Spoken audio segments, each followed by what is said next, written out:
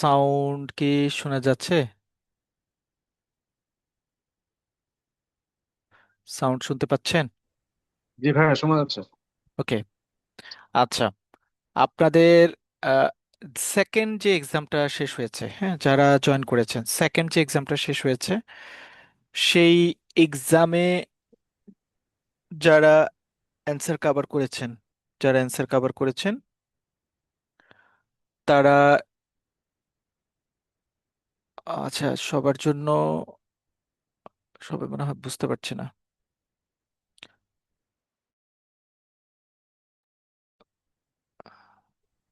ভাইয়া সাউন্ড অনেক কম শোনা যাচ্ছে।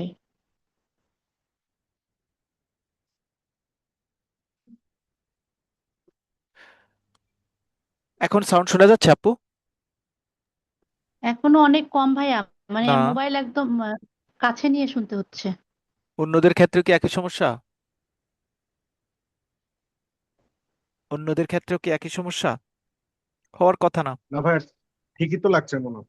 হ্যাঁ আপু, আমার কাছেও মনে হচ্ছে, আমার তো মানে আচ্ছা, আমি দেখতেছি ভাইয়া যে আমার কোনো সমস্যা কিনা, আপনি ক্লাস করান ভাইয়া, ওকে। অসুবিধা নেই। আচ্ছা, ঠিক আছে। আচ্ছা, আমাদের আহ, যেটা এক্সামটা কে কে দেন নাই, এক্সামটা মানে আমাকে নাম বলার দরকার নাই। আমি প্রেফারেন্স নিচ্ছি, আমাদের অপারেশন সাইটটা কাভার হয়েছে, হ্যাঁ, অপারেশন সাইটটা কাভার হয়েছে। আমি একটু বলি, অপারেশন সাইটটা কাভার হয়েছে। আপনাদের যে কোয়েশ্চেন ব্যাংক আছে, আমরা প্ল্যান করছি আজকে। আপনারা দেখেন, আপনারা অনেকে হয়তো একটু কনসার্ন থাকছেন, ভাইয়া কোয়েশ্চেন ব্যাংকটার কি অবস্থা, কোয়েশ্চেন ব্যাংকটা কি হবে না না হবে। আচ্ছা, কোয়েশ্চেন ব্যাংক কিন্তু আপনাদের সলভ হচ্ছে, হ্যাঁ। এবং আমি টপ কোয়েশ্চেন ব্যাংকটা নিয়েছি, মানে এফএবিপি যারা, তাদের কোয়েশ্চেন ব্যাংক এটা। আপনারা দেখতে পাচ্ছেন যে এই জায়গাগুলি ব্ল্যাঙ্ক, এই জায়গাগুলি ব্ল্যাঙ্ক মানে হচ্ছে এই কোয়েশ্চেনগুলির অলরেডি অ্যান্সার আমরা বিভিন্ন জায়গায় ইনপুট করেছি, হ্যাঁ, এই যে দেখেন, ইনপুট করেছি।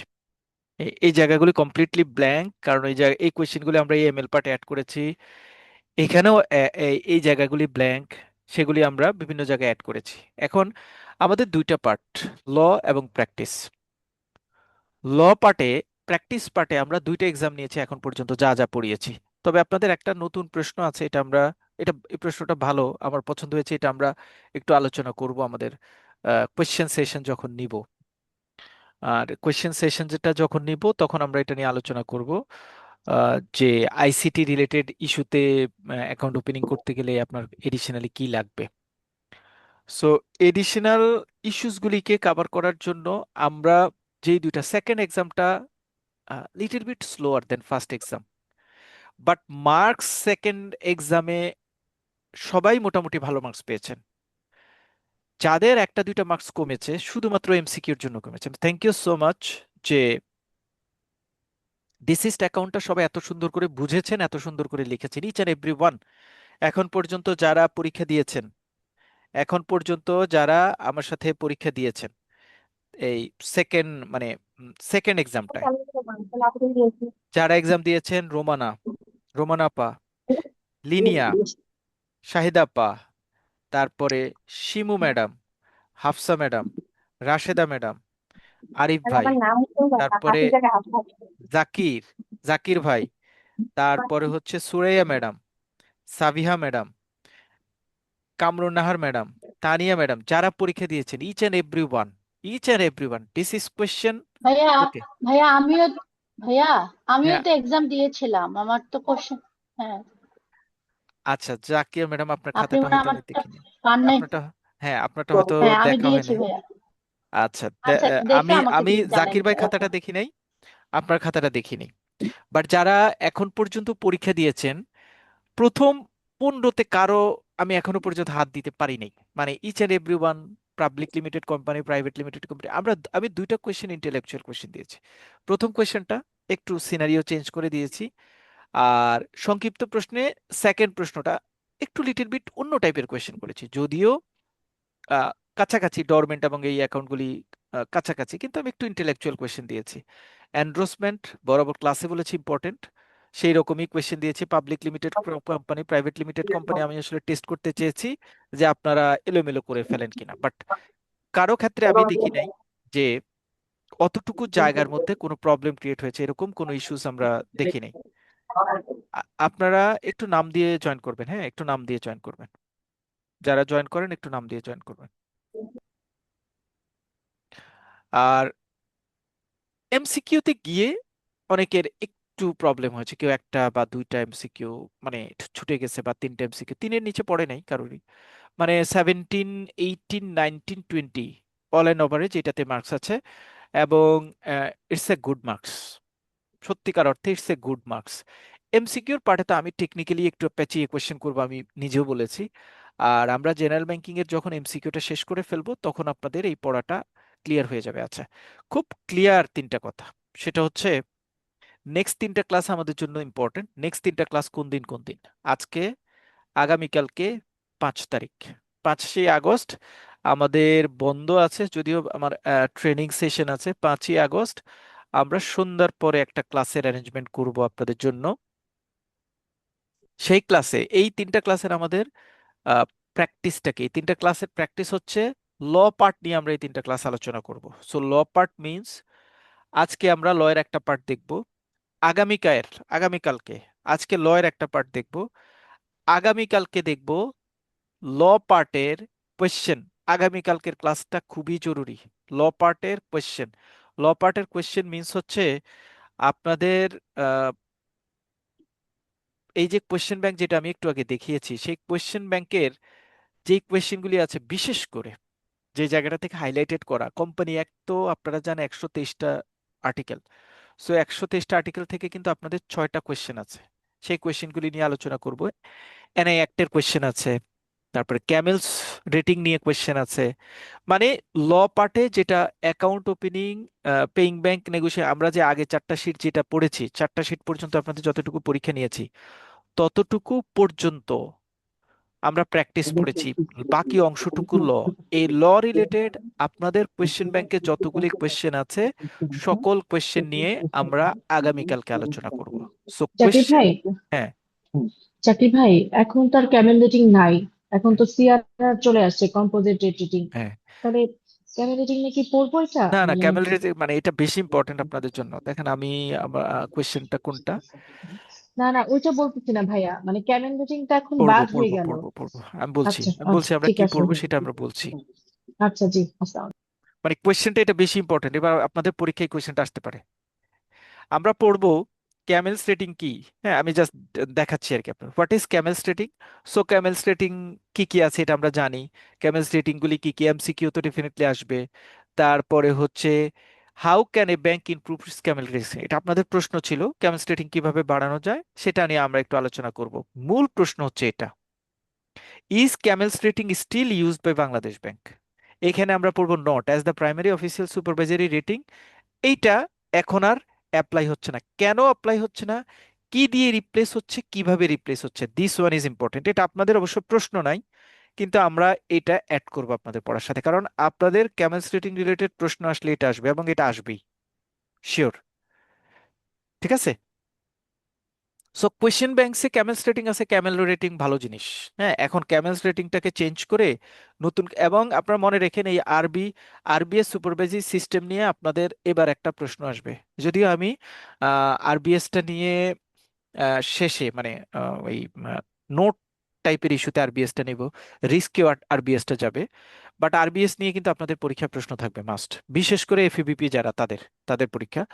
জুনিয়র লেভেলে মানে একটু সিনিয়র অফিসার বা এক্সিকিউটিভ অফিসার লেভেল নাও আসতে পারে, বাট মানে আরবিএস মাস্ট এফবিপি তে আসবে। সো আগামীকালকে আপনাদের জেনারেল ব্যাংকিং তাহলে রিলেটেড কি ভাই, এটা কোশ্চেন, আরবিএস হবে না সিআরআর হবে? না না না, আরবিএস রিস্ক বেস সুপারভিশন। কিন্তু আমি তো যে রিস্ক ম্যানেজমেন্ট ট্রেনিং এ শুনলাম সিআরআর কম্পোজিট রেটিং দিয়ে এইটাকে রেট ট্রেনিং মানে দিচ্ছে। দেখেন, কথাটা হচ্ছে ক্যামেলস রেটিং কে আমি রিপ্লেস করেছি কম্পোজিট রিস্ক রেটিং দিয়ে, মানে সিআরআর দিয়ে। আচ্ছা আচ্ছা। বাট জি। It is discussed in risk base সুপারভিশনের মধ্য থেকে, মানে ওই রিস্ক বেস সুপারভিশন ফ্রেমওয়ার্কটার মধ্যে আমি নতুন করে একটা রেটিং অ্যাড করেছি যেটার নাম হচ্ছে কম্পোজিট রিস্ক রেটিং, এবং এই রেটিংটা দিয়ে আমি ক্যামেলস রেটিংটাকে ডিমোলিশ করেছি। ঠিক আছে। সো আচ্ছা, এটা কি আগামীকালকের হচ্ছে? ক্লাসে আমরা আপনাদের এই প্রিভিয়াস মানে আপনাদের কোশ্চেন যেটা ল এবং ল সাইডের কোশ্চেনগুলি নিয়ে আলোচনা করাটা বেশি জরুরি, এবং ল অ্যান্ড প্র্যাকটিসে তো বেশি কোয়েশ্চেন নাই। ল সাইডের যে কোয়েশ্চেনগুলি আছে, বিশেষ করে ব্যাংক কোম্পানি অ্যাক্ট, তারপরে হচ্ছে ব্যাংক্রাপসি অ্যাক্ট, তারপরে নেগোশিয়েবল ইনস্ট্রুমেন্ট অ্যাক্ট, এই রিলেটেড যে কোয়েশ্চেনগুলি আছে সেই কোয়েশ্চেনগুলি আলোচনা করব নেক্সট ক্লাসে। 5 তারিখ ক্লাসে কমপ্লিট জেনারেল ব্যাংকিং এমসিকিউ নিয়ে আলোচনা করব। ছোট ক্লাস হবে, আমি মানে শিট দিয়ে দিব, ওটা নিয়ে আমরা এমসিকিউ গুলি নিয়ে আলোচনা করব। কিন্তু ঝামেলা আছে, সেটা হচ্ছে এই যে জেনারেল ব্যাংকিং, তার মানে আমি 5 তারিখ জেনারেল ব্যাংকিং কমপ্লিট করে ফেলবো, মানে কমপ্লিট হয়ে যাবে আমার। লস প্র্যাকটিস সাইডে 4টা শিট, আমরা 2টা এক্সাম নিয়েছি, যারা শেষ করেছেন কমপ্লিট। ল সাইডে লাস্ট ডেতে আমরা একটা ক্লাস করেছি এনআই অ্যাক্ট, আজকে আমরা কোম্পানি অ্যাক্ট এবং রিলেভেন্ট অন্যান্য কোম্পানি অ্যাক্ট এবং bank company act, contract act, এগুলি নিয়ে আজকে আলোচনা করব, সেকেন্ড প্লেয়ারে আলোচনা করব। কালকে ল রিলেটেড অথবা প্র্যাকটিস রিলেটেড যত কোয়েশ্চেন আছে, 11টা কোয়েশ্চেন হয় আপনাদের টোটাল, 11টা কোয়েশ্চেন আলোচনা করব। মানে এগুলো আপনাদের শীটের কোয়েশ্চেন, এবং কোম্পানি অ্যাক্টের তো পেঁচানো অনেকগুলি কোয়েশ্চেন আছে, সেগুলি নিয়ে আলোচনা করব, মানে আমাদের কোয়েশ্চেন সেটটা ক্লাসটা আগামীকালকে। কোন হচ্ছে না। 5 তারিখে জেনারেল ব্যাংকিং এর এমসিকিউ কমপ্লিট করার পরে আপনাদের পরের উইকে আমাদের আবার এক্সাম, মানে 5 তারিখের পরে আপনাদের ল সাইডের একটা এক্সাম নিব আমি। এবং ল সাইডের এক্সামটা আমরা 5 তারিখে এমসিকিউর পর পরই দিয়ে দিতে পারি আপনাদেরকে, আবার আমি 1 উইক টাইম দিব, 1 উইকের মধ্যে আপনারা ল সাইডের এক্সামটা শেষ করবেন। এইটা হচ্ছে আমাদের মোটামুটি প্ল্যান। সো আজকের, আগামীকালকের এবং 5 তারিখের class very very important, very very important. General ব্যাংকিংটা আমরা কমপ্লিট করব, যাদের কনফিউশন আছে প্লিজ মানে ডিসরিগার্ড ফিল করার দরকার নাই। আর এক্সামটা একটু কন্টিনিউ করেন, exam will give a extra stamina for your preparation, please please keep continue. যারা এক্সাম দিচ্ছেন ডেফিনেটলি আমি রেসপন্স পাচ্ছি। আজকে একটু প্রেজেন্স কম, কারণ 4-5 জন বিশেষ কারণে আমাকে এমনি আগেই মেসেজ দিয়েছে যে আজকে জয়েন করতে পারবে না। সো আপনারা যারা জয়েন করছেন অ্যাটলিস্ট 5 তারিখ পর্যন্ত জেনারেল ব্যাংকিং এর একটা স্ট্রং থাম ক্রিয়েট করার জন্য 5 তারিখ পর্যন্ত, মানে নেক্সট 2টা ক্লাস একটু ভালোভাবে আহ, মানে ক্লাস করতে হবে, তাহলে অ্যাটলিস্ট আপনাদের জেনারেল ব্যাংকিং সাইটটা মোটামুটি মোটামুটি একটা ফ্লরিশ অবস্থায় আসবে ইনশাল্লাহ। সো আজকে আমরা ল সাইটগুলি নিয়ে আলোচনা করব, রিমেইনিং ল সাইট, এবং আগামীকালকে আমরা আপনাদের কোয়েশ্চেন ব্যাংক নিয়ে আলোচনা করব, অ্যান্ড 5 তারিখে আপনাদের এমসিকিউ নিয়ে আলোচনা করব। General banking complete, general banking এর সাথে, জেনারেল ব্যাংকিং এর সাথে আমি ক্যাশ এবং ক্লিয়ারিংটা অ্যাড করেছি, যেহেতু এটা নিয়ে আমরা একটা ক্লাস করে শেষ করেছি, এটা এটা অ্যাড করে ফেলবো। তবে এএমএল পার্টটা না, এএমএল পার্টটা আমাদের পরের ক্লাসে যাবে, এরপরে আমরা এমএল ক্লাস শুরু করবো, অর্থাৎ নেক্সট ফ্রাইডে থেকে আমাদের এএমএল ক্লাস শুরু হবে। এএমএল তারপরে হচ্ছে ক্রেডিট বা ফরেন ট্রেডের দিকে আমরা তারপরে মুভ করব। সবাইকে আমার কথা ক্লিয়ার? কারো কোনো কনফিউশন আছে? বুঝতে কোনো সমস্যা আছে? নীলুফা আপা জয়েন করতে পারছে না। আমি জাস্ট একটা মিনিট, একটু জাস্ট একটা মিনিট।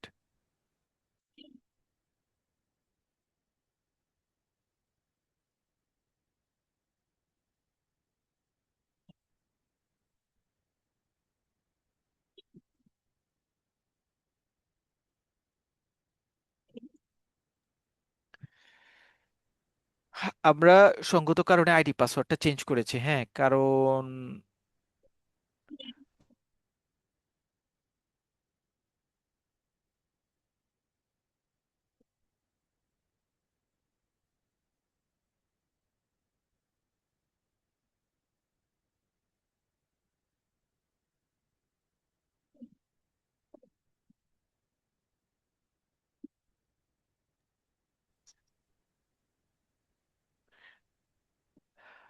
আ- আমাদের মানে আপনারা তো সবাই এখানে, আমি প্রাইভেট লিঙ্ক থাকে অ্যাজ ইউজুয়াল, আমি লিঙ্কটা চেঞ্জ করি না আপনাদের এই যে এরকম প্রবলেম হবে বলে লিঙ্কটা চেঞ্জ করি না। কিন্তু কোথায় কোথায় জানিস মানে আহ, মানে কোন কোন জায়গা থেকে মেসেজ আসে, ভাইয়া এসে এই ক্লাসের রেকর্ডিংটা একটু দেওয়া যাবে, এই ক্লাসের শিটটা একটু দেওয়া যাবে, ওরা মানে অ্যাডমিটেড না, আপনাদের মানে এই গ্রুপের না, কিন্তু মেসেজ দিচ্ছে। আমি কয়েকটা 4-5টা মেসেজ পেয়েছি কয়েকদিন, তো আমার কাছে মনে হয়েছে মনে হয় আমরা কেউ আইডি বা লিঙ্কগুলি শেয়ার করি, এই জন্য মনে হচ্ছে এই জন্য লিঙ্কটা চেঞ্জ করেছি আজকে।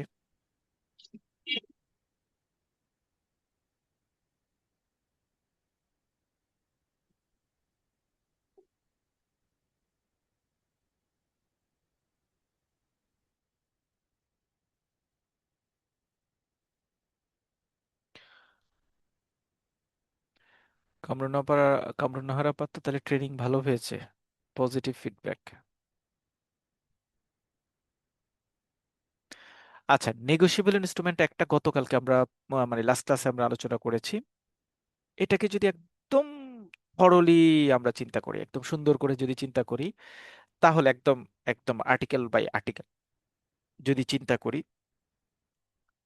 মার্চ 1 1882 সালে এটা স্টার্ট হয়েছে। এইটার চ্যাপ্টার হচ্ছে 17টা, সেকশন হচ্ছে 141টা। This one is important. This act has been enacted in our country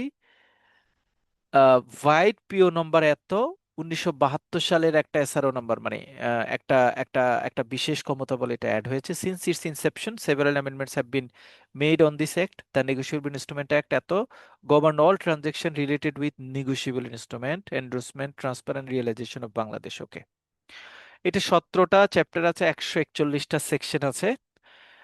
negotiable instrument mean হচ্ছে যে সকল ইনস্ট্রুমেন্ট নেগোশিয়েবিলিটি রয়েছে, অর্থাৎ ট্রান্সফারেবিলিটি রয়েছে, এবং এটা পিস অফ পেপার হবে, অর্থাৎ এটা পেপার বেস হবে, এটা পেপারলেস না।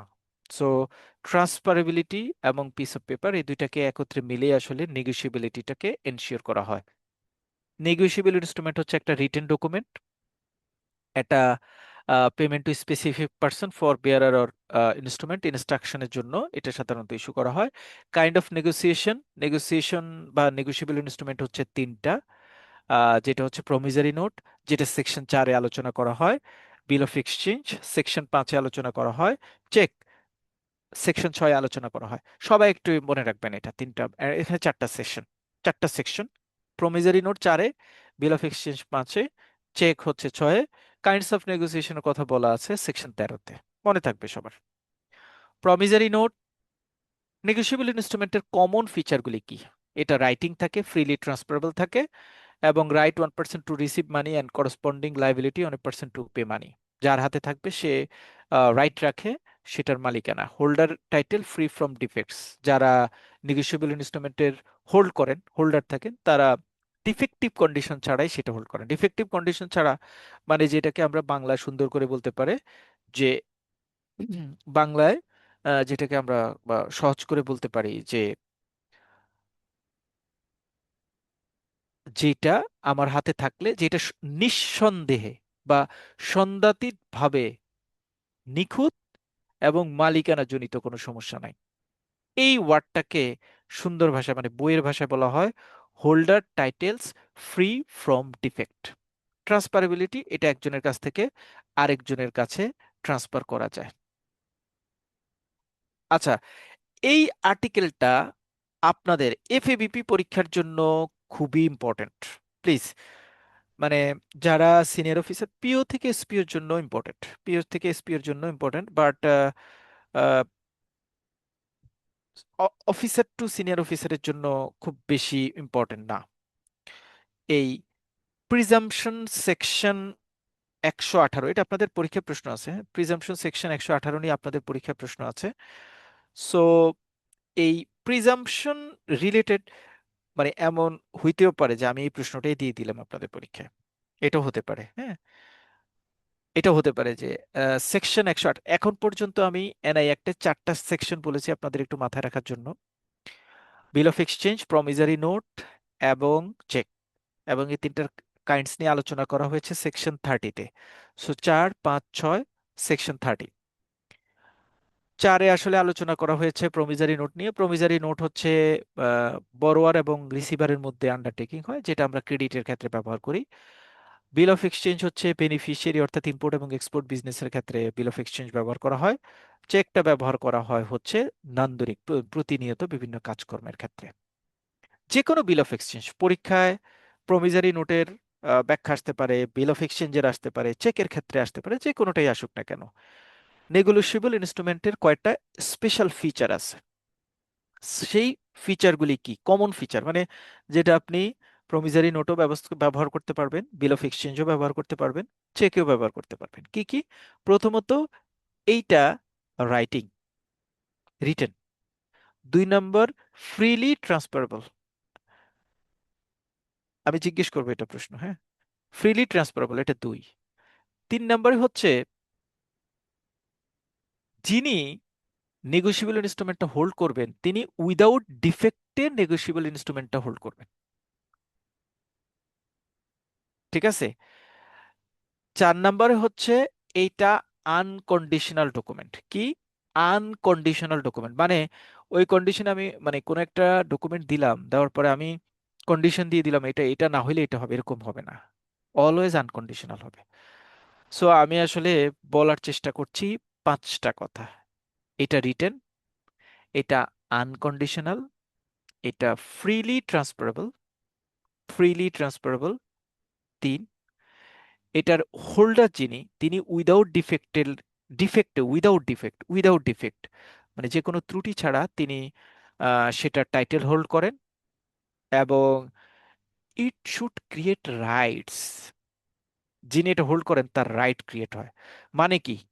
মানে হচ্ছে আমার চেক, আপনি আমাকে একটা চেক দিয়েছেন, ব্ল্যাঙ্ক চেক, 6 মাস পরে পেমেন্ট দেওয়ার কথা, দেন নাই, 6 মাস অতিক্রান্ত হয়েছে, আমার রাইট আছে আপনার নামে মামলা করার। আমার কারণ এই এই টাকার উপর, এই চেকের উপর আমার রাইট আছে। So it creates right. 5টা সুন্দর কথা। কারণ আমি promissory note, bill of exchange, cheque 3টা আলাদা আলাদা ভাবে আর আলোচনা করব না। যদি কখনো পরীক্ষা আসে, যাতে প্রমিসারি নোট আসলেও এই 5টা অ্যাড করে দিবেন, বিল অফ এক্সচেঞ্জও এটা, চেকও এটা। 5টা কথা কি? এটা রাইটিং, আনকন্ডিশনাল, ফ্রিলি ট্রান্সফারেবল,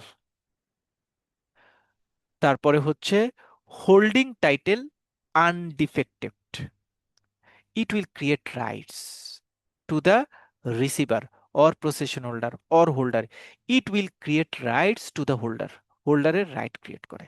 5টা। বলেন কে বলবেন এই 5টা কথা? কে বলবেন? বলেন, হুম, আমি হেল্প করবো, বলেন। ভাইয়া এটা হচ্ছে it should be in writing, okay. Negotiable ইনস্ট্রুমেন্টটা ফ্রিলি ট্রান্সফারেবল, ওকে। এবং হচ্ছে এটা যে রিসিভ করবে উইদাউট এনি ডিফেক্ট, ওকে।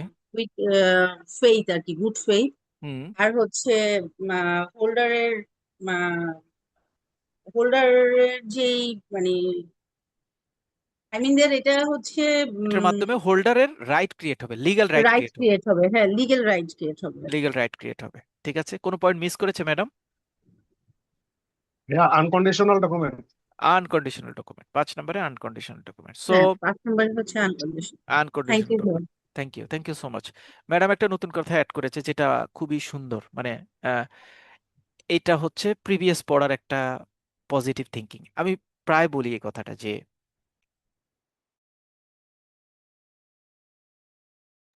আমি প্রায় বলি যত আপনি পড়বেন তত আপনার মানে যেই প্রশ্নটা পড়েছেন আপনি কিন্তু কখনো পড়া আপনি যে প্রশ্নটার জন্য পড়ছেন সেইটাতে লিমিট থাকে না। ওই কথাটা অন্য জায়গায় কিন্তু ক্যারি ফরওয়ার্ড হয়। যত আপনি পড়বেন তখন আপনার নলেজ ভাস্ট হবে, অন্য প্রশ্নে সেটা আপনি ইন্টিমেটেট করতে পারবেন, অ্যাড করতে পারবেন। হোল্ডার টাইটেলের ইস্যুতে এই যে ফ্রম ডিফেক্ট অথবা উইদাউট ডিফেক্টের সাথে ম্যাডাম ফেইথ একটা ওয়ার্ড অ্যাড করেছে। কারণ এর আগে আমরা পড়ে আসছি, যখন চেক পড়েছি তখন without faith, without negligence, with faith, without negligence এরকম একটা ওয়ার্ড ব্যবহার করেছি। With faith, without negligence, this tone is very important and very powerful for any writing related with check, negotiation, and NI Act. Please. কারণ with faith, without negligency মানে একটা bold statement for cheque processing system. Madam ওই কথাটাকে layer করেছেন, এখানে include করেছেন। Thank you. So আমরা আহ, 3, 4, 4, 5, 6, 13 কারো কোনো কনফিউশন নাই, ইজিলি শেষ করতে পারবো, কোনো সমস্যা নাই। আমি বলেছি শুধুমাত্র যারা একটু সিনিয়র লেভেলের প্রিজাম্পশন সেকশন 118, এইটা আসলে আমাদেরকে কোথায় কি বলার চেষ্টা করে। প্রিজাম্পশন মানে অনুমান। A negotiable instrument is subject to certain presumption. কিছু প্রিজাম্পশনের উপর বেস করে প্রমিসারি নোট বা নেগোশিয়েবল ইনস্ট্রুমেন্ট তৈরি হতে পারে। সেই প্রিজাম্পশনগুলি কি কি? 1 নম্বর প্রিজাম্পশন হচ্ছে consideration, date, time of acceptance, transfer, order of endorsement এবং স্ট্যাম্প। এগুলি হচ্ছে প্রিজাম্পশন। প্রিজাম্পশন মানে হচ্ছে এই জায়গাগুলিতে বিভিন্ন ইস্যুতে একটু অনুমান নির্ভর অ্যাক্টিভিটিসের উপর বেস করে আমি ট্রানজেকশন করতে পারি। যেমন ডেটের কথা যদি বলি, ডেট ডেট আমাকে বলেছে যে স্টিল চেক হওয়ার জন্য 6 মাসের একটা টেনর আছে, 6 মাসের মধ্যে যদি চেক হয়, দো টাইম হ্যাজ লেফট, বাট আমি কিন্তু এটা পেমেন্ট করতে পারি। তার মানে এটা হচ্ছে একটা প্রিজাম্পশন, আমাকে একটা অনুমান ভিত্তিক একটা স্যাক্রিফাইস বলেন বা কনসিডারেশন বলেন দেয়। Time of acceptance, it shall be presumed that every accepted bill of a exchange was accepted within a reasonable time after its date and before its maturity.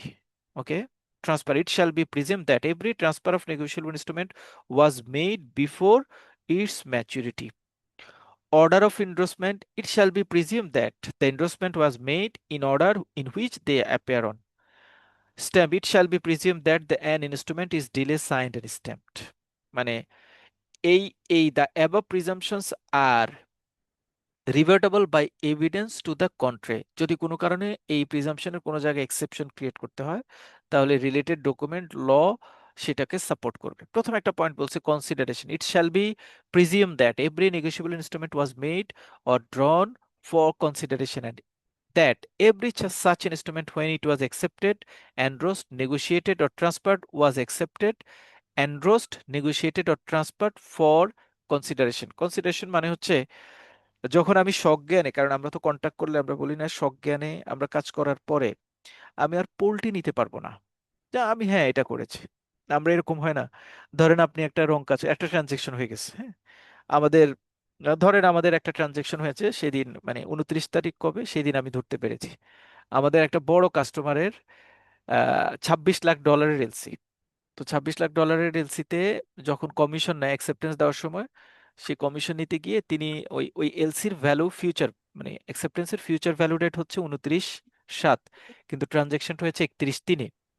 তো ভ্যালু ডেটটা উনি চেঞ্জ করেন নাই, transaction ডেটের সাথে value ডেটটা রয়ে গেছে, যিনি অথরাইজ করেছেন তিনি অথরাইজ করে দিয়েছেন। অথরাইজ করার পরে 10,13,000 টাকা মানে মার্জিন, মানে সরি কমিশন কাস্টমারের অ্যাকাউন্টে রয়ে গেছে, মানে ডেবিট হয় না এটা, কারণ আমি তো ইনস্ট্রাকশন দিয়ে রাখছি এটা 29/7 ডেবিট হবে।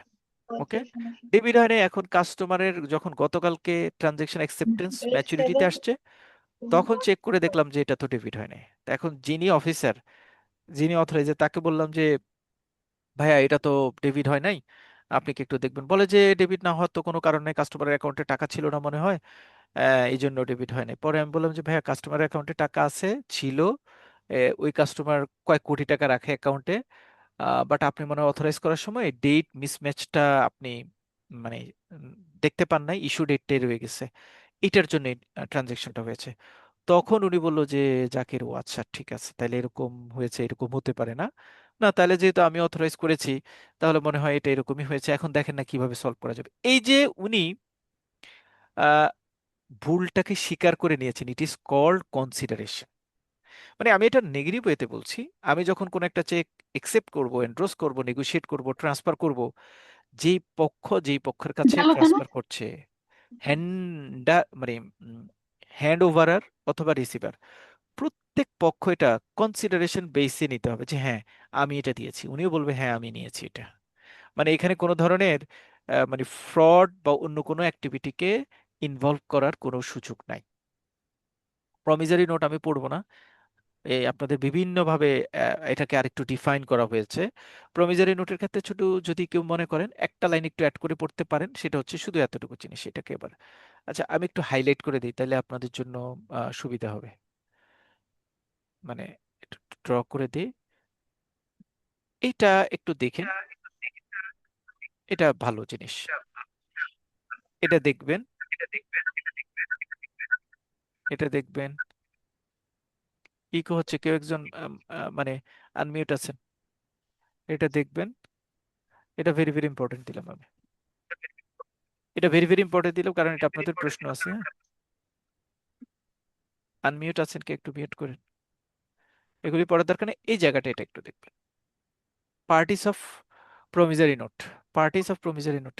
আচ্ছা, আমাকে অনেকেই এই ভাইয়া পাশে যখন থাকে আমাদের নাম টাম গুলা থাকে ট্রান্সমিটের ওটাকে প্রশ্নে কি হাইড করার জন্য সেকশন উপরে একশো একটা আঠারো আছে? টুলবার ছিল, হ্যাঁ হ্যাঁ আছে।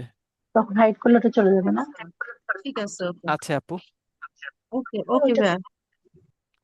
আচ্ছা, অনেকে আমাকে একটা ওই রিকোয়েস্ট করেছিলেন যে ভাইয়া যদি সব শিটগুলিকে একটা শিটে করা যায়। আসলে হচ্ছে কি, ধরেন এই শিটগুলি যখন তৈরি করা হয়, যেমন আমি যদি এটাকে মানে আবার এটার সাথে অন্য একটা শিটকে অ্যালাইন করতে চাই, এই ব্রিচিংগুলি না সব ভেঙে যায়। আমি অ্যালাইন করতে গিয়ে দেখেছি, মানে এই ব্রিচিংগুলি এটাকে যখন আমি কপি করে আরেকটা জায়গায় নিব, অ্যালাইনমেন্টটা প্রপার হইতে আসে না। দেখা গেল যে রেগুলার শিটে একটা শিট তৈরি করার সময় যে অ্যালাইনমেন্ট ছিল, প্রত্যেক শিটের অ্যালাইনমেন্ট সেম থাকে না। এবং দেখা গেল যে এই লাইনগুলি যখন ভেঙে যায়, তখন এই লাইনগুলিকে আবার রেডি করা যায় না, কারণ এটা তো একটা মানে বিফোর একটা ফরম্যাট দিয়ে এটা তৈরি করা।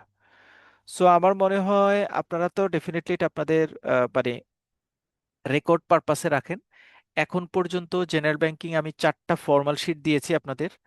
আর আজকে ল রিলেটেড হয়তো 2টা ফর্মাল শিট দিব, কোয়েশ্চেন অ্যান্সারের একটা ফর্মাল শিট দিব কালকে, তারপরে এমসিকিউর একটা ফর্মাল শিট দিব।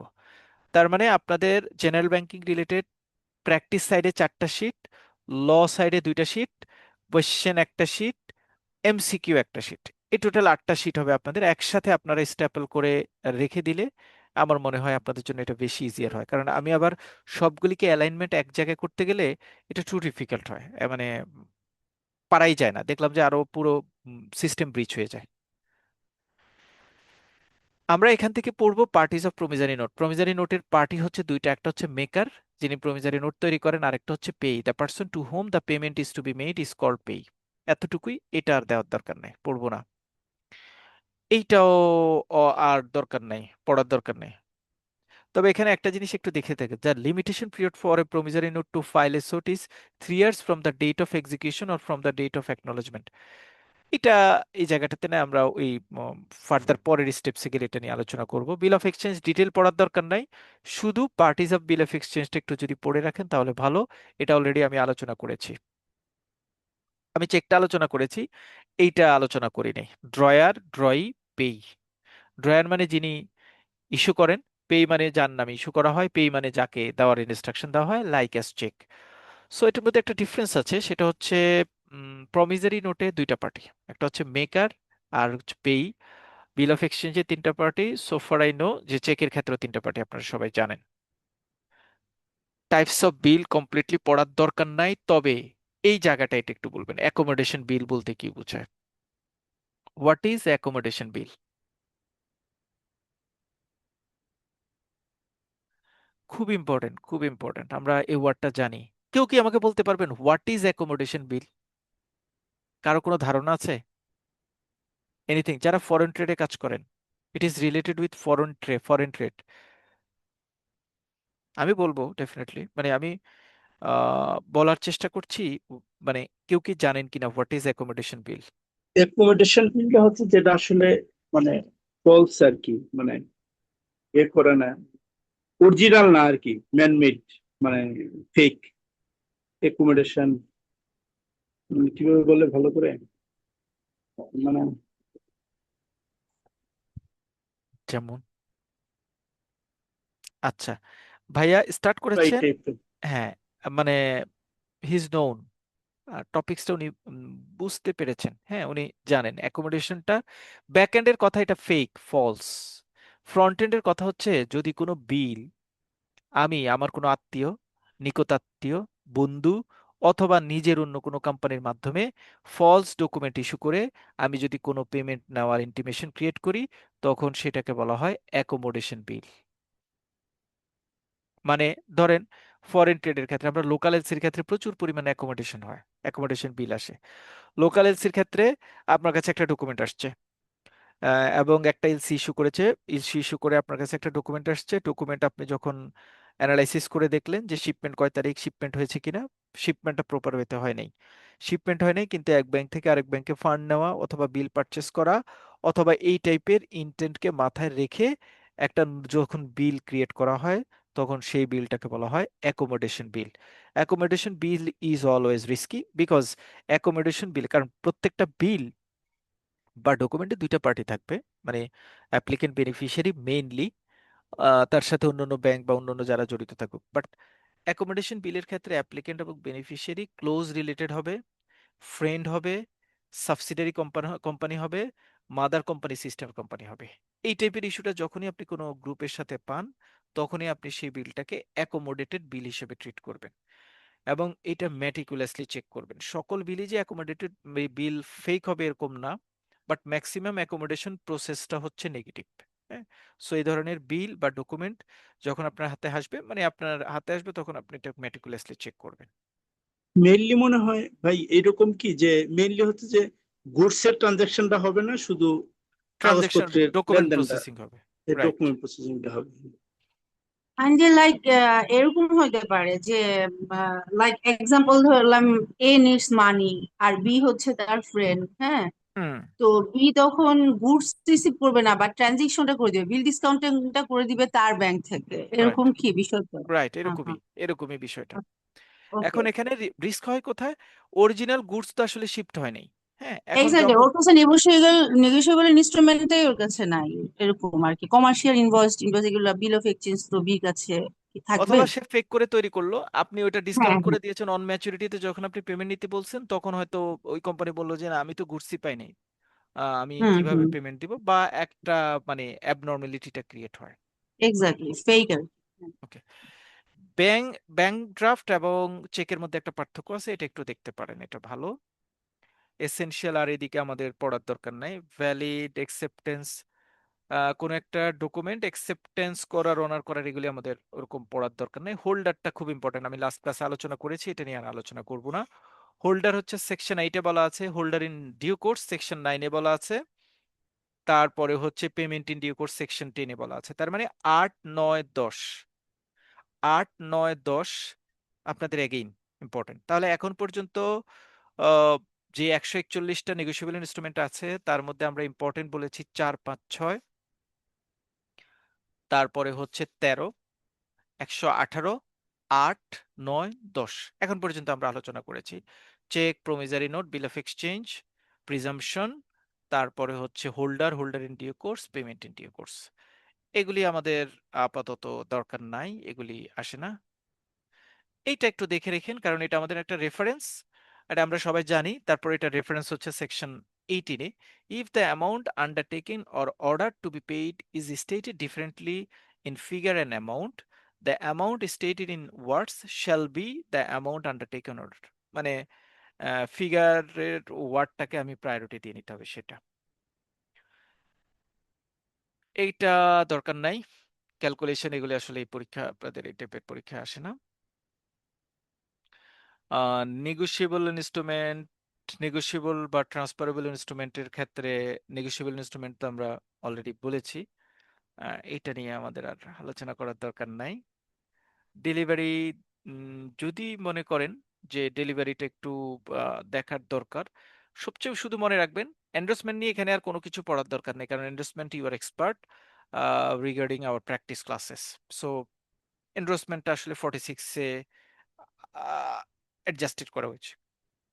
কাইন্ডস অফ এন্ডোর্সমেন্ট আমরা পড়েছি, কন্ডিশনাল এন্ডোর্সমেন্ট, এগুলি সব সুন্দর করে ব্যাখ্যা করা হয়েছে, আমরা এগুলি যেহেতু আলোচনা করেছি, সো এগুলি আর আমরা পড়বো না। এইটা ভেরি ভেরি ইম্পর্টেন্ট, ছোট্ট একটা আর ক্লজ, এটা খুব ইম্পর্টেন্ট। সেটা হচ্ছে হু মে নেগোশিয়েট ইনস্ট্রুমেন্ট। এটা সেকশন 51-এ বলা আছে, এভরি সোল মেকার, এটা কিন্তু পরীক্ষায় আসে, এটা আমিও আপনাদের দেওয়ার সম্ভাবনা আছে পরীক্ষা। Every sole maker, drawer, payee, endorsee, or all of several joint makers, drawer, payee, or endorsee, or negotiable instrument may endorse or negotiate the same. যে কেউ করতে পারবে, মানে শুধু সে ভ্যালিড ইনস্ট্রুমেন্ট হোল্ডার হলেই হবে।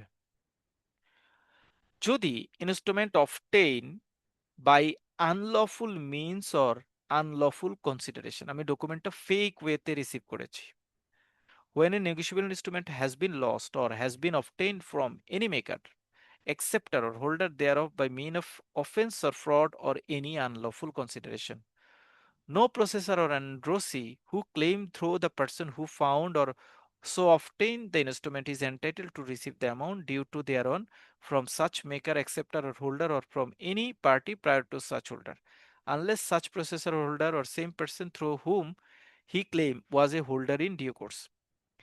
নর্মালি যারা আনলফুল মিনসে অথবা কোনো কনসিডারেশনে যখন কোনো চেক পাবেন, তখন সেই চেকটায় সেই চেকটা সাধারণত হোল্ডার ইন ডিউ কোর্সের যেই ক্যারেক্টারিস্টিক্স থাকবে সেইটা সেখানে মিসিং হয়ে যাবে।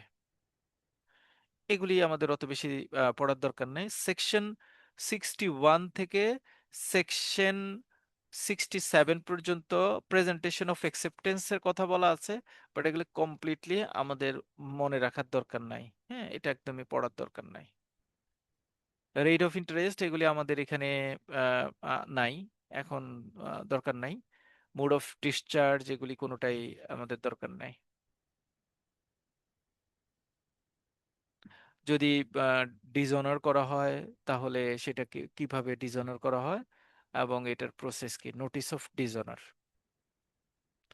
মানে যদি আমি কোনো an instrument is dishonoured by non payment, the party primarily liable make default in payment. এখন যদি আমি কোনো একটা চেক ডিসঅনার করি, তাহলে ডিসঅনার করার ক্ষেত্রে আমি কোন কোন প্রসেস অ্যাপ্লাই করব, এটা important.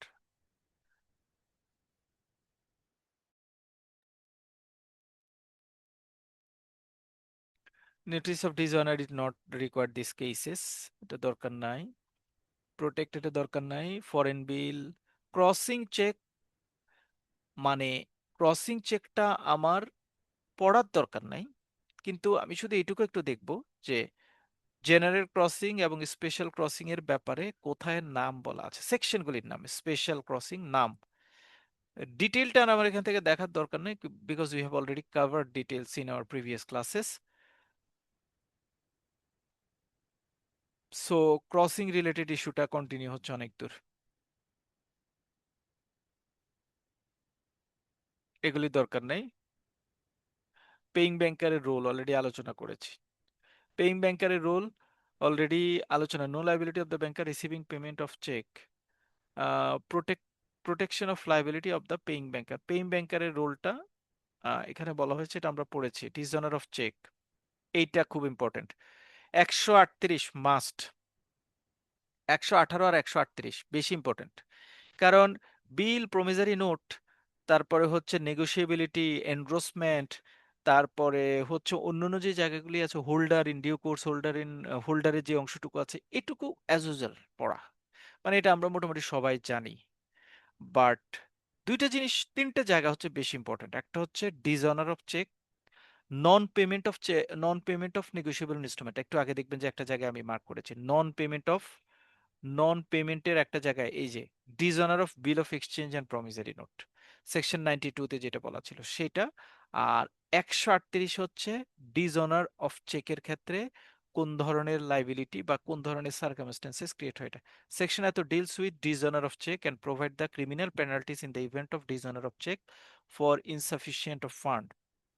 Penalty of the dishonor of check, the drawer under section এত may be punished with imprisonment of up to 2 years, jail হইতে পারে 2 বছর পর্যন্ত, মানে যেটাকে সুন্দর ভাষায় বলে সর্বোচ্চ 2 বছর, or with a fine of twice the amount of the check, cheque ভ্যালুর দ্বিগুণ, or the both, অথবা দুইটাই। তাহলে পানিশমেন্ট হইতে পারে সর্বোচ্চ 2 বছরের জেল, অথবা যে অ্যামাউন্টটা প্রবলেম হয়েছে সেটা দ্বিগুণ, অথবা উভয় দণ্ডে দণ্ডিত হতে পারে। অফেন্স অফ কোম্পানি, একটা কোম্পানির অফেন্সগুলি 40, সেটা আসলে দরকার নেই পড়া। কগনিজেন্স অফ অফেন্স, হ্যাঁ, ফাইলিং কেস, এটা একটু পড়ে রেখেন সবাই। কগনিজেন্স অফ অফেন্স, এটা মানে হচ্ছে ফাইলিং কেস, মানে আমি ল এনফোর্সমেন্ট অথরিটির কাছে আমার এই যদি কোনো ইস্যু হয় সেটা আমি কিভাবে করতে পারি। দেখেন দেখেন, court shall take cognizance of any offence punishable under section 138 only if it is in writing, মানে অ্যাকশন নিতে পারবে কিভাবে, যখন সেটা রাইটিং থাকে।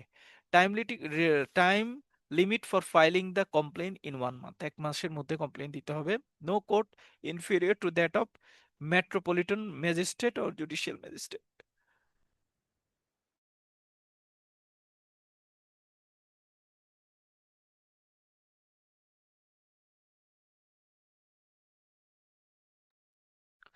অনলাইনে ক্লাস নেওয়া কিন্তু অনেক টাফ। মানে আপনারা জানেন কিনা জানি না, আমার তো কন্টিনিউশন, লম্বা কন্টিনিউশন থাকে ফ্রাইডেতে, স্যাটারডেতে।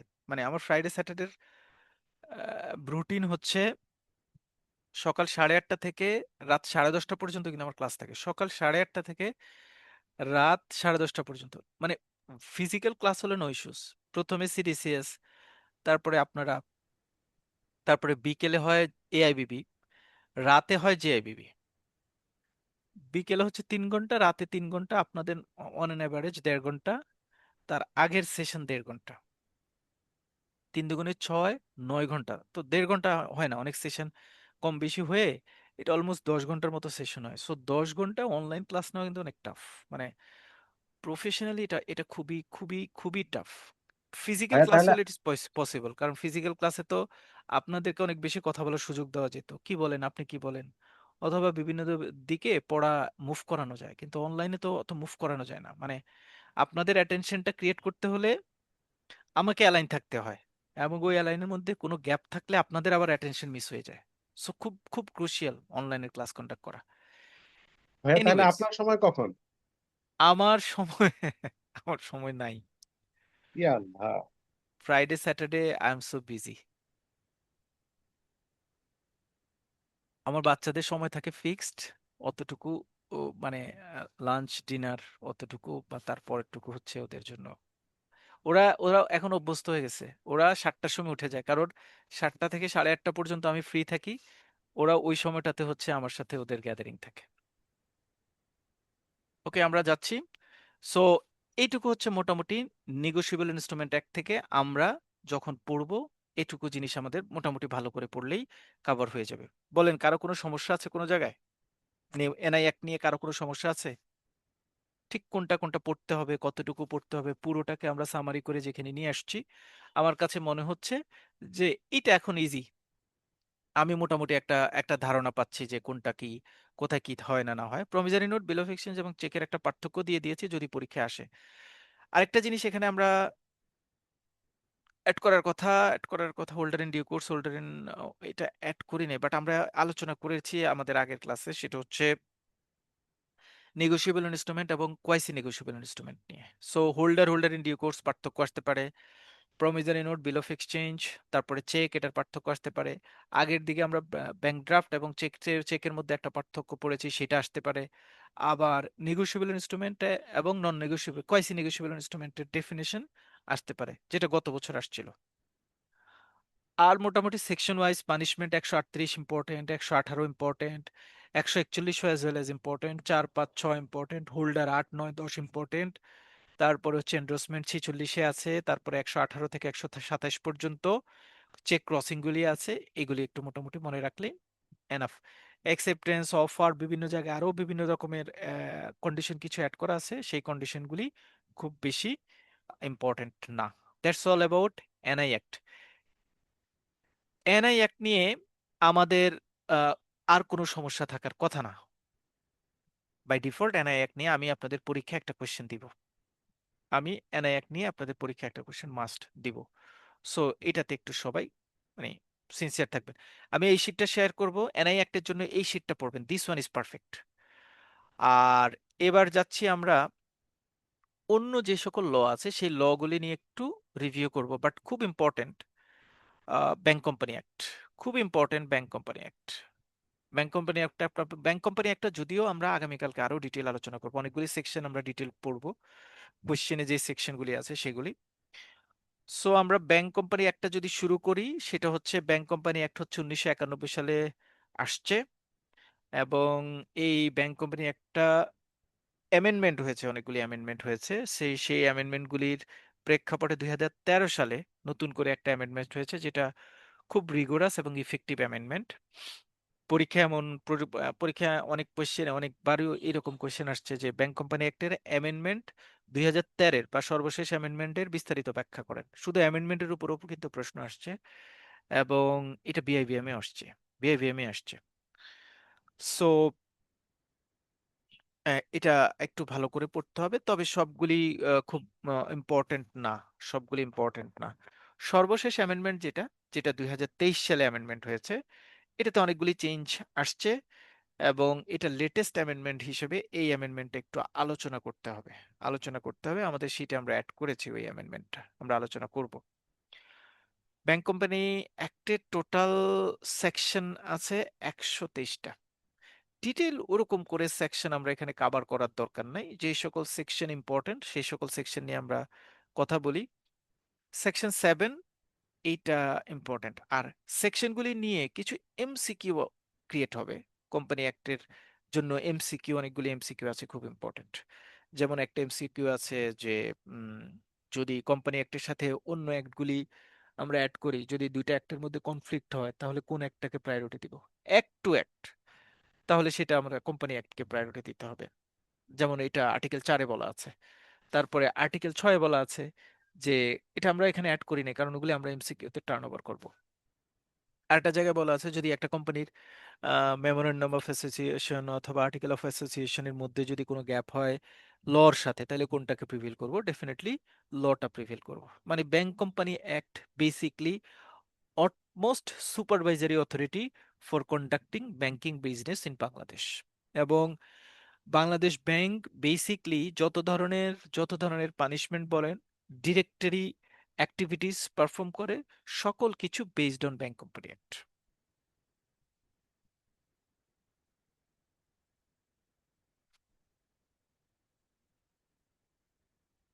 সো প্রথমটা হচ্ছে section 7, form of business in which bank company May engage. মানে আমরা পড়েছিলাম যে ব্যাংক কোম্পানি, কমার্শিয়াল ব্যাংক কোন কোন অ্যাক্টিভিটিস পারফর্ম করে, এটা আসলে ব্যাংক কোম্পানি অ্যাক্ট থেকে পড়ছি। যেটা আমি প্রথম দিতে পড়েছিলাম না, মনে আছে? যে সেন্ট্রাল ব্যাংকের রোল কি, কমার্শিয়াল ব্যাংক কি কি কাজ করে। কমার্শিয়াল ব্যাংকের ওখানে বলেছিলাম যে ফান্ড নেওয়া, ডিপোজিট নেওয়া, লোন দেওয়া, এজেন্ট হিসেবে কাজ করা, অন্যান্য যে সকল কাজ করে, সকল কিছু আসলে আসছে ব্যাংক কোম্পানি অ্যাক্টের সেকশন 7-এ অনুযায়ী। তার মানে কমার্শিয়াল ব্যাংকের রোলটা ব্যাংক কোম্পানি অ্যাক্টের সেকশন 7-এ বলা আছে। Section 30, maintenance of capital. প্রত্যেকটা ব্যাংকে ক্যাপিটাল মেনটেন করতে হবে, পেইড অফ ক্যাপিটাল, এবং এটা আগে ছিল 400 কোটি, বাট যে অ্যামেন্ডমেন্টটা হয়েছে সর্বশেষ 2023 সালে, সেই অ্যামেন্ডমেন্ট অনুযায়ী সেটা হয়েছে 500 কোটি। এখন পেইড অফ ক্যাপিটাল রাখতে হবে 500 কোটি, মানে স্টার্ট করার জন্য, ব্যাংকিং স্টার্ট করার জন্য। আর ডিজিটাল ব্যাংকের জন্য এটা হচ্ছে 300 কোটি টাকা। তারপরে হচ্ছে বাংলাদেশ ব্যাংকের মিনিমাম ক্যাপিটাল রিকোয়ারমেন্ট রয়েছে, মানে কার ক্যাপিটাল অ্যাডিকুয়েসি রেশিও বা মিনিমাম ক্যাপিটাল রিকোয়ারমেন্ট হচ্ছে টোটাল রিস্ক ওয়েটেড অ্যাসেটের 10%। এটা ডিটেল বলা আছে, এই ডিটেলটা আমাদের অত মনে রাখার দরকার নাই। এটা আমরা ক্রেডিট পার্টে, ক্রেডিটের রিস্কের পার্টে আমরা এটা নিয়ে আলোচনা করব, এই পার্টটা। সেজন্য এটা শুধু এইটুকু যেটা হাইলাইট করা আছে এতটুকু একটু মাথায় রাখলে হবে। আর হচ্ছে সেকশন 14 খ, হ্যাঁ, restrictions on buying of share etc, and section 14 খ, হোল্ডিং অফ নোটেবল শেয়ার। এটা আসলে অ্যামেন্ডমেন্ট দিয়ে আসছে, এটা মেইন অ্যাক্টে ছিল না, মেইন অ্যাক্টের পরে এটাকে চেঞ্জ করা হয়েছে। The share of A bank shall not be concentrated among the members of one and the same family, and the member of the family shall not individually or jointly or both buy more than 10% of share of a company। একটা কোম্পানির 10%-এর বেশি share কোনো একটা ব্যক্তি অথবা তার ফ্যামিলির সকল মানুষজন একত্রে মিলে কিনতে পারবে না। খুবই খুবই খুব ইম্পর্টেন্ট এবং এবং খুব ভিশনারি প্ল্যান। যদিও কতটুকু কার্যকর কি হয় সেটা জানি না, মানে বাই পেপার এটা খুব ভালো ক্লজ, মানে ব্যাংকগুলিকে মানে পরিবার কেন্দ্রিক না করার একটা প্ল্যান করা হয়েছে এটা দিয়ে। Section 22, restriction as to payment of dividend. Dividend দেওয়ার আগে ব্যাংকের যে শর্টফল, যত ধরনের রিকোয়ারমেন্ট আছে সেগুলি ফিল আপ করার পরেই আমি আসলে পেমেন্ট দিতে পারবো। Section 25, cash reserve ratio. এগুলো আমরা আলোচনা করেছি যে সিআরআর হচ্ছে 4%। তারপরে আরেকটা ক্লজে আছে এসআরআর এর কথা, এসএলআর হচ্ছে 5.5% হচ্ছে ইসলামী ব্যাংকগুলির জন্য, কনভেনশনাল ব্যাংকগুলির জন্য হচ্ছে 13%। Section 27, very very important, very very important. এটা আমাদের ব্রড কোয়েশ্চেন, আমি আবার আলোচনা করবো আগামীকালকে। Restriction on loans and advance, each and every one mandatory, very very important. এটা ভেরি ভেরি ইম্পর্টেন্ট। এখন পর্যন্ত যা আর্টিকেল আলোচনা করেছি আপনি দেখে যাবেন, পড়বেন, বুঝবেন, এতটুকু কথা। কিন্তু এইটা পড়বেন, বুঝবেন, ভালো করে পড়বেন, যত ভালো করে পড়া যায়, যত সুন্দর করে পড়া যায়। Restriction on loan and advance, আমাদের যে ব্যাংকগুলি লোন অ্যান্ড অ্যাডভান্স দেওয়ার ক্ষেত্রে কি নিয়ম ফলো করবে এবং সেই নিয়মগুলি কি কি, কাদের ক্ষেত্রে, ডিরেক্টরের ক্ষেত্রে কিভাবে দেওয়া আছে সেই নিয়ম, অন্য কারো ক্ষেত্রে কিভাবে দেওয়া আছে সেগুলি আমরা পড়বো এটা আগামীকালকে প্রশ্নের। সেকশন 27 খ, লিস্ট অফ ডিফল্টিং বরোয়ার সিটিসি, এটা হচ্ছে অ্যামেন্ড 23-তে অ্যাড করা হয়েছে, এটা আগে ছিল না। হ্যাঁ, 27-এ এটা নতুন করে অ্যাড করা হয়েছে, এটাও আসে ইম্পর্টেন্ট। এটা হচ্ছে রেগুলার ব্যাংক কোম্পানি অ্যাক্টে কোনো ডিফল্টারদের জন্য কোনো ইন্টিমেটেড প্রসেসের কথা বলা হয়নি, বাট 2023 সালে যে অ্যামেন্ডমেন্ট হয়েছে, মানে অ্যামেন্ডমেন্টের মূল ফোকাসিং হয়েছে এই পয়েন্টটা section 27-এ। Every bank company or financial institution will send the list of their defaulter to the Bangladesh Bank from time to time. Amendment 2023-তে বলা হয়েছে যে প্রত্যেক ব্যাংক তাদের ডিফল্টার লিস্টটা বাংলাদেশ ব্যাংকে সেন্ড করবে। Bangladesh Bank will send the list to those defaulters to all the banks and financial institutions of the country. Bangladesh Bank এগুলি এই লিস্টটা সকল ব্যাংকে আবার প্রোভাইড করবে যে মিস্টার আউয়াল অমুকের মালিক, ও কিন্তু ডিফল্টার ওই ব্যাংকে, সুতরাং তুমি ওর সাথে লেনদেন করতে সাবধান থেকো। No bank company or financial institution will grant any loan facilities in favor of any loan defaulter. কোনো লোন ডিফল্টারের ফাইল বা লোন ফ্যাসিলিটেট করার জন্য সবাইকে নিষেধ করা হয়েছে। For the time being enforce what has been mentioned in any other law, loan providing bank or the financial institution, as the case may be, will sue against the defaulted borrower under the existing law. Defaulter হওয়ার পরে যদি কোনো bank নিজে মনে করে, তাহলে বড়োয়ারের নামে মামলা দায়ের করার এখতিয়ার রাখতে পারে। এটা হচ্ছে আমাদের অ্যামেন্ডমেন্টের মাধ্যমে আর্টিকেল 27-এ নতুন করে অ্যাড করা হয়েছে। Section 29, power of Bangladesh Bank control advance by bank, এটা very very important. Bangladesh Bank কিভাবে ক্রেডিট কন্ট্রোল করে, Bangladesh Bank may determine the lending policy, policy create করে। Bangladesh Bank give directions, credit ceiling for the maintain, তারপরে minimum ratio of small and loan to the advance, purpose of loan, rate of interest, তারপরে limit up down করে সে আসলে credit control করার চেষ্টা করে। Section 31 পড়ে গেলে হয়, লাইসেন্স অফ ব্যাংকিং কোম্পানি, কোনো ব্যাংক লাইসেন্স ছাড়া সে ব্যাংকিং করতে পারবে না। তারপরে হচ্ছে সেকশন 32-তে বলা হয়েছে অন্য জায়গায় কোনো ব্রাঞ্চ ওপেন করতে গেলে বাংলাদেশ ব্যাংকের পারমিশন লাগবে। 33-তে বলা আছে মেনটেন অফ এসএলআর, এসএলআর আমরা অলরেডি আলোচনা করেছি, কনভেনশনাল ব্যাংকের জন্য 13% এবং ইসলামী ব্যাংকের জন্য 5.5%। একটা প্রশ্ন, ইসলামী ব্যাংকের জন্য 5.5 কেন, এটা 13 না কেন? কেউ কি বলতে পারবেন ইসলামী ব্যাংকের এসএলআর 5.5 কেন? ভাই ইসলামী ব্যাংক ওই যে সুদ ভিত্তিক ব্যবসাটা করতে পারে না, তো এর জন্য তাদেরকে এটা কমায় দেওয়া হয়েছে। ওকে, ওকে, ভেরি গুড, রাশেদ ভাই ইজ কারেক্ট। এখানের সাথে আমি মানে আমি একটা পয়েন্ট মিস করেছি, সেটা হচ্ছে ইসলামী ব্যাংক এই যে 5.5 রাখবে এটা কিন্তু ক্যাশ আকারে রাখতে হবে, আর কনভেনশনাল ব্যাংক যে 13% রাখবে সে কিন্তু 1 টাকাও ক্যাশ রাখার দরকার নেই, সে ইসলামী ব্যাংক, কনভেনশনাল ব্যাংক বা বাংলাদেশ ব্যাংক কর্তৃক জারিকৃত বিভিন্ন ধরনের কমার্শিয়াল পেপার, বন্ড, ডিবেঞ্চার এগুলিতে সে ইনভেস্ট করতে পারবে। অর্থাৎ যে 13% সে, লেটস সে ধরেন 100 টাকা আমি কাস্টমারের কাছ থেকে ডিপোজিট নিলাম, 100 টাকা, দুইটা ব্যাংকে, একটা ইসলামী ব্যাংক আর একটা কনভেনশনাল ব্যাংক। প্রথমে হচ্ছে সিআরআর, আমি কাস্টমার কাছ থেকে 100 টাকা নিলাম, এটা হচ্ছে ইসলামী ব্যাংক আর এটা হচ্ছে কনভেনশনাল ব্যাংক।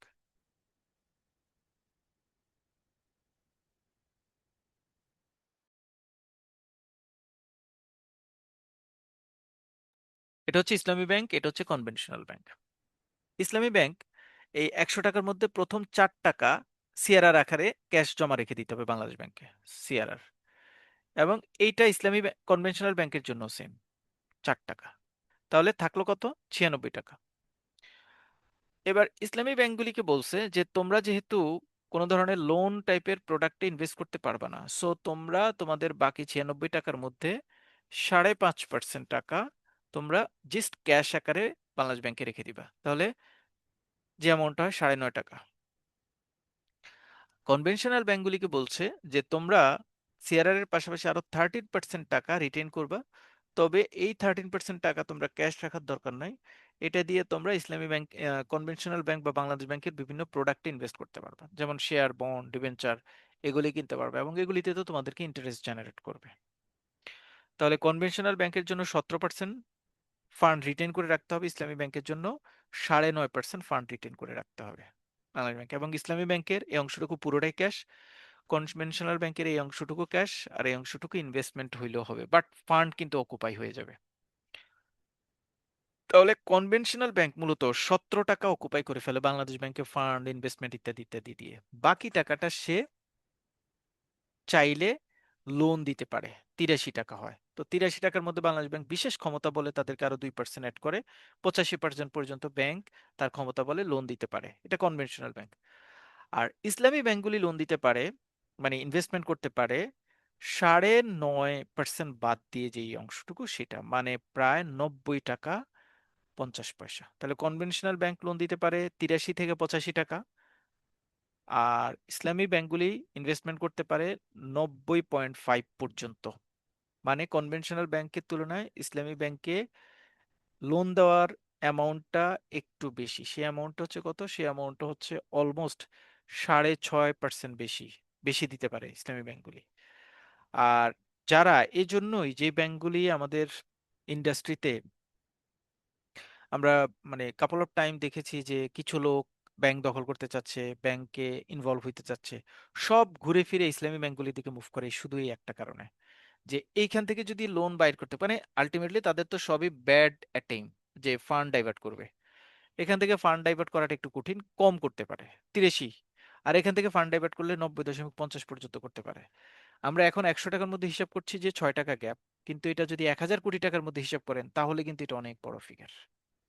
এজন্যই সব কিন্তু ইসলামী ব্যাংকে ঝুঁকেছে ঝুঁকেছে এবং ঝুঁকার পরে ইসলামী ব্যাংকগুলির এই কন্ডিশনটা ক্রিয়েট হয়েছে। সো এটা দিনে দিনে হয় নাই, এবং এটা নর্মাল ওয়েতে হয় নাই। যখন ইসলামী ব্যাংকগুলিকে কন্ট্রোল করা, ধরতে ধরতে যাচ্ছে, কন্ট্রোল করার চেষ্টা করা হচ্ছিল, তখনই আসলে ট্রেস করে ফেলা দরকার ছিল যে জাস্ট মুভিং, এই যে এটা একটা ব্যাড আইটেম, একটা bad situation will be created. Okay, আমরা যাচ্ছি এবার অ্যামেন্ডমেন্টটা। 2023 সালে যে অ্যামেন্ডমেন্ট আমরা বলেছি এটা একটু ডিটেল পড়তে হবে। অ্যামেন্ডমেন্টটা হয়েছে 2023 সালে 13 নং আইনে 26শে জুন 2023 সালে অ্যামেন্ডমেন্ট হয়েছে। এটা গ্যাজেট আকারে গভর্নমেন্ট প্রকাশ করেছে।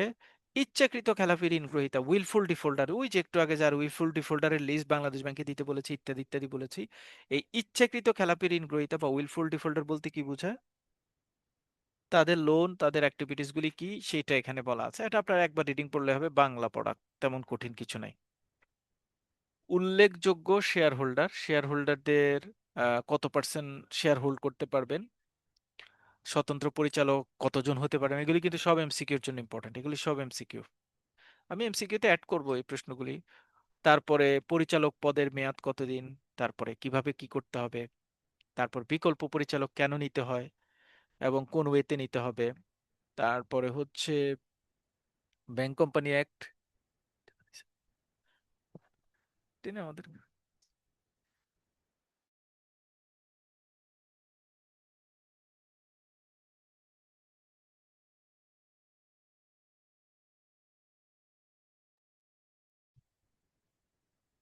And other things will be continue. এগুলো সব রিডিং পড়বেন, খুব মেজর ইস্যু নাই, শুধু উইলফুল ডিফল্টারের ইস্যুটাই বেশি ইম্পর্টেন্ট। আর বাকিগুলি এমনি এমনি এমসিকিউ টাইপের পড়ার জন্য দেওয়া। ওই যে এই আইনের বিধান বা অন্য কোনো আইন দ্বারা যাই কিছু হোক না কেন, এই বিধান অনুযায়ী নোটিশ প্রাপ্তির 2 মাসের মধ্যে ইচ্ছাকৃত ঋণ খেলাপিতে গ্রহীতা তার নিকট প্রাপ্য টাকা পরিশোধ করিতে ব্যর্থ হলে সংশ্লিষ্ট ব্যাংক কোম্পানি আর্থিক অনুমতি উহার বিরুদ্ধে আইনানুগ ব্যবস্থা, ফৌজদারি মামলা দায়ের করা যাবে। এটিকে আমরা পড়বো আমাদের মানি লন্ডারিং কোর্ট অ্যাক্টে। আপনারা এগুলো একটু রিডিং পড়ে নেবেন, এগুলো এমসিকিউ এর জন্য important, all are important for MCQ. But আমরা মার্ক করে দিয়েছি যাতে আপনাদের পড়তে সুবিধা হয়। নেগোশিয়েবল ইনস্ট্রুমেন্ট, ওই লটার এখানে আমরা সামারি করেছি, but we have still discuss this one. Company act, next এক আমাদের 3 নম্বর আইন কোম্পানি অ্যাক্ট। কোম্পানি অ্যাক্ট হচ্ছে ইনকর্পোরেট করা হয়েছে উনিশশো 1994 সালে কোম্পানি অ্যাক্ট। এটা কিন্তু আমরা প্রায় ভুল করে ফেলি, কোম্পানি অ্যাক্ট পড়তে গেলে আমরা বলি bank company act. Completely different.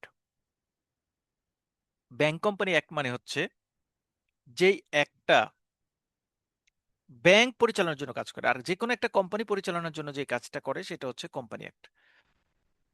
So company অ্যাক্টের মধ্যে ইম্পর্টেন্ট হচ্ছে পাবলিক লিমিটেড কোম্পানি এবং প্রাইভেট লিমিটেড কোম্পানির মধ্যে পার্থক্য। এটা কিন্তু আমরা পড়েছি, যেটা এখানে লিখেছি জিবি শীট 2 কোয়েশ্চেন নাম্বার 8-এ আমরা অলরেডি আলোচনা করেছি।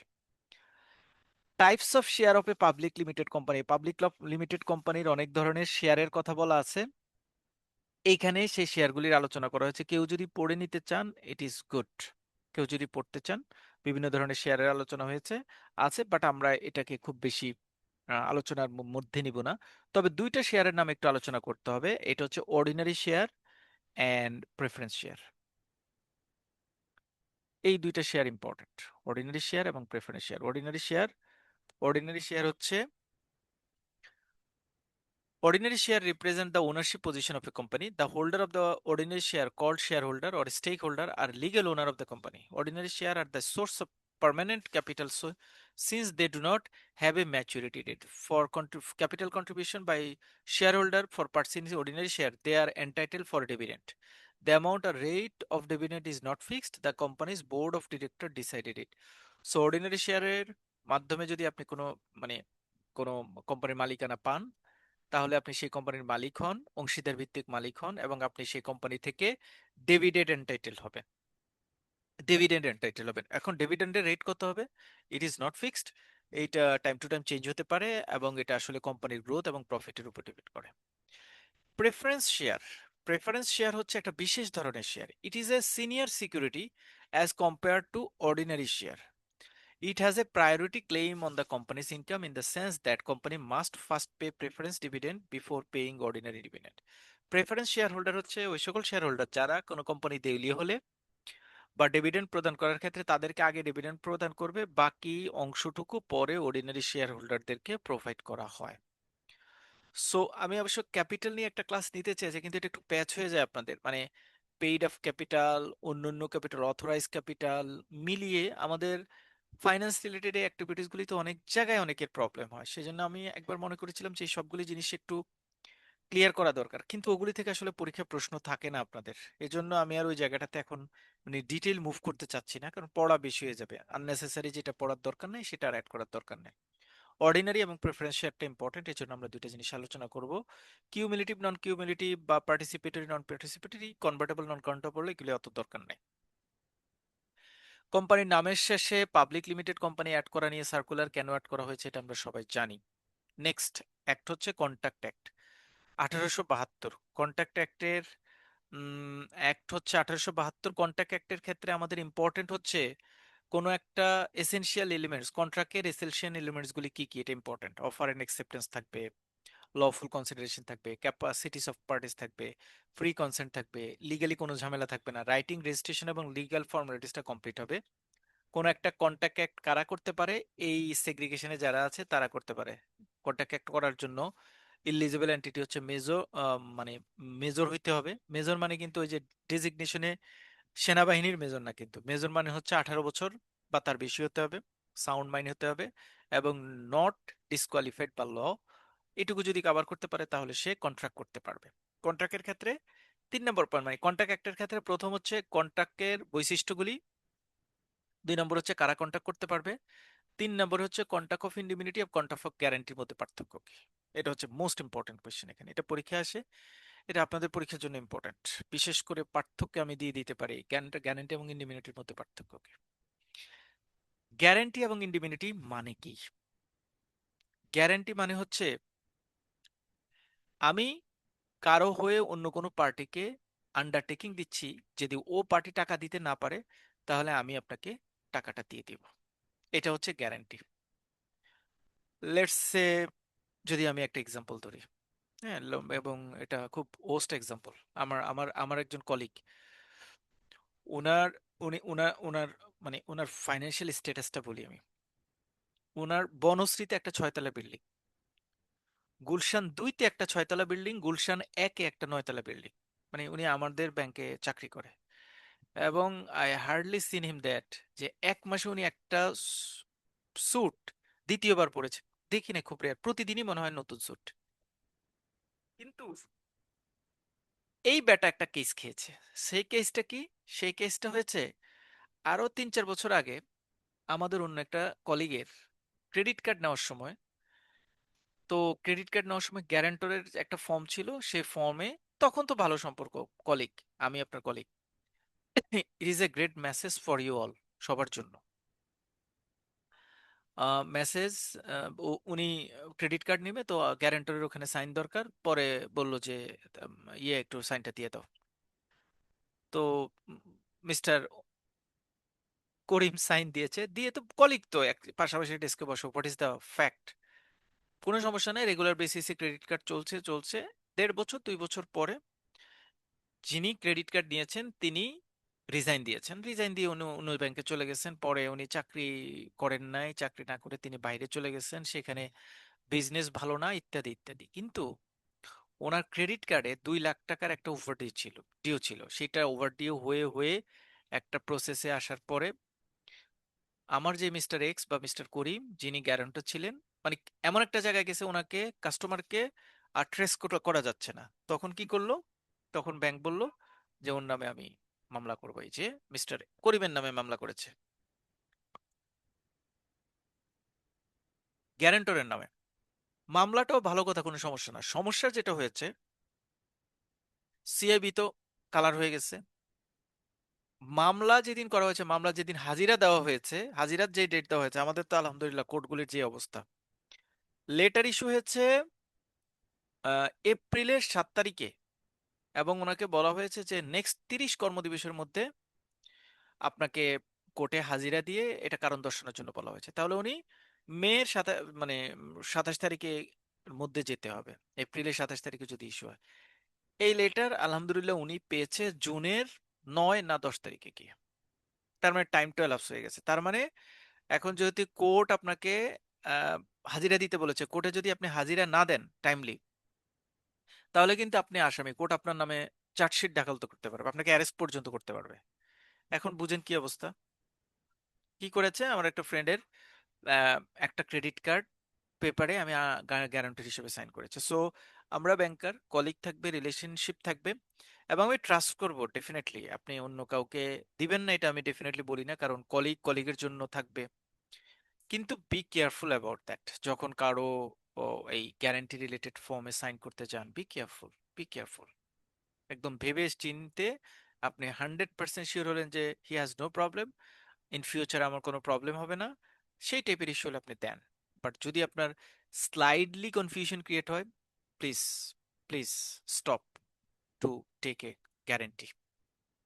আপনি গ্যারান্টির হতে থেকে বিরত থাকবেন। তাহলে এখানে ইস্যুটা হয়েছে কি, যে কলিগকে গ্যারান্টি দিয়েছে সেই কলিগ আসলে একটা ক্রেডিট কার্ড নিয়েছে, ক্রেডিট কার্ডে 2 বছর ক্রেডিট কার্ড চালিয়েছে, কোনো সমস্যা নাই, মানে টাকা তুলেছে, জমা দিয়েছে।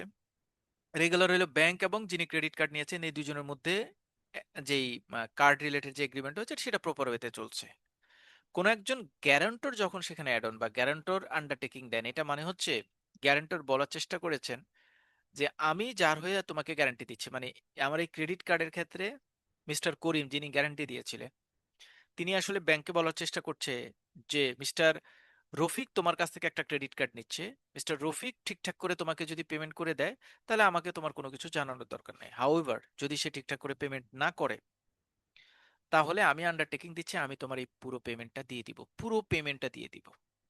তখন মিস্টার করিম দুবাই গেছে, দুবাই যাওয়ার পর তো তার লাপাত্তা, ক্রেডিট কার্ডের এদিকে ইন্টারেস্ট আসছে, ক্রেডিট কার্ড ব্যাংক এখন ও নাই, আন্ডারটেকিং গ্যারান্টি তো দিয়েছে মিস্টার করিম, মিস্টার করিমের কাছে আসছে, আপনি দেন। মিস্টার করিম বলে যে আমি চিনি না, বাকবিতণ্ড হতে হতে হতে হতে ল এনফোর্সমেন্ট অথরিটি পর্যন্ত গিয়েছে, এবং এবং এটাতে উনি জয়, মিস্টার করিম যিনি গ্যারান্টর, জয়ী হওয়ার সম্ভাবনা নাই আনলেস উনি ওই অ্যামাউন্টটা না দিয়ে দিলে কেস ডিসমিস, না দেওয়া পর্যন্ত জয়ী হওয়ার কোনো সম্ভাবনা নেই, যদি না মূল প্রিন্সিপাল সেই অ্যামাউন্টটা দেয়।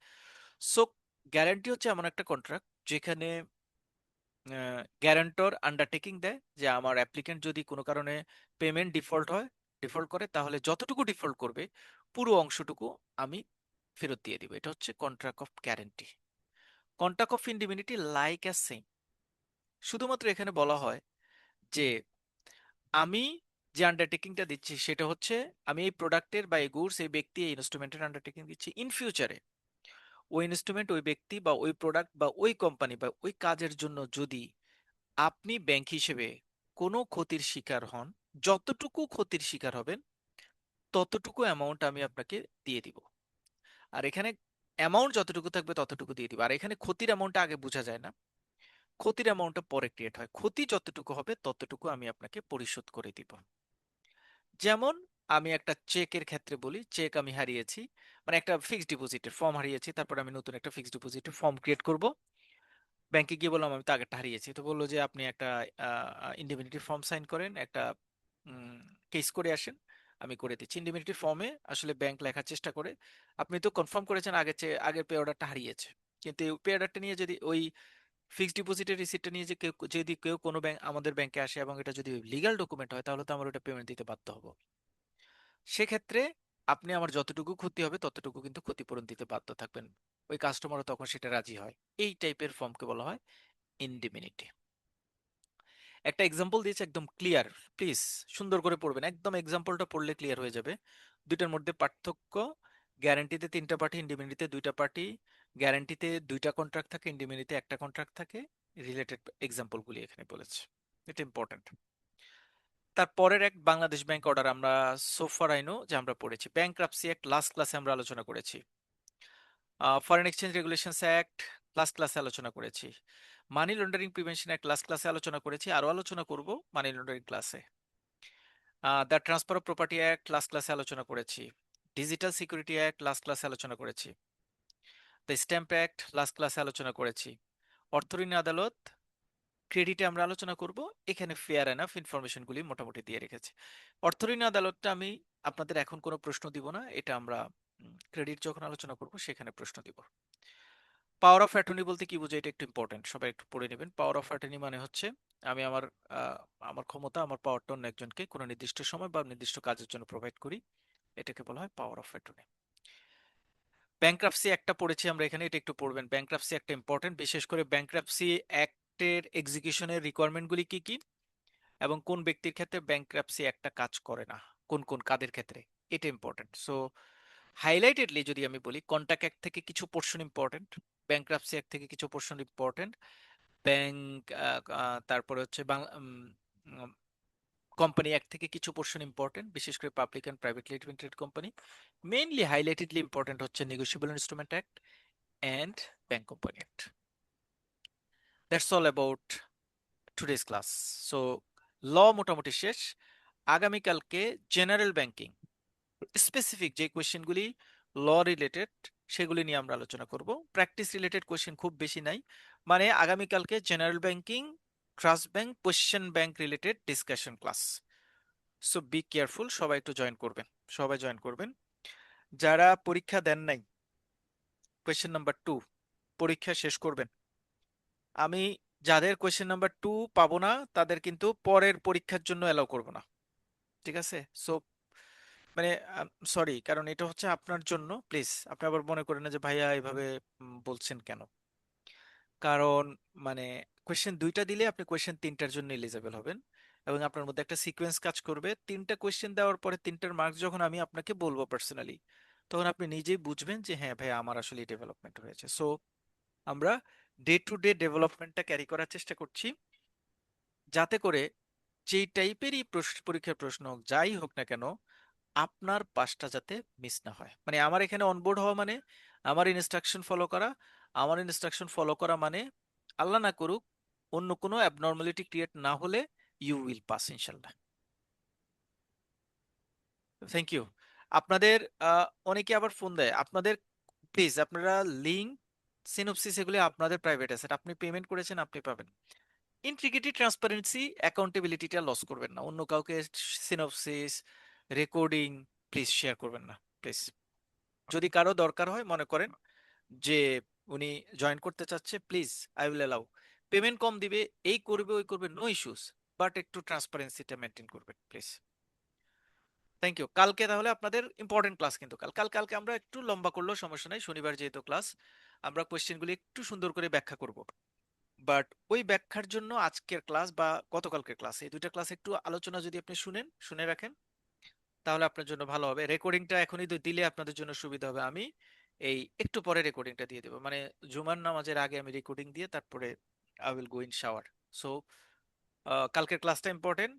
বিফোর টুমোরো ক্লাস, আজকের ক্লাস যদি কারো দরকার হয় রিপিট শুনে নেবেন, যাতে কালকের ক্লাসে আপনার প্রেজেন্সটা কর্ডিয়াল হয়।